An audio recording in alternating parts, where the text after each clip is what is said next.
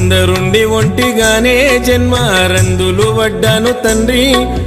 అప్పులన్నీ కుప్పలాయే నాకు చెప్పరాని తిప్పలాయే అయినా వాళ్ళు నన్ను ఆదుకోలేదు అయ్యా అయ్యప్ప నా సిగడి బతుకులో వెలుగు నింపరావా స్వామి అయ్యప్ప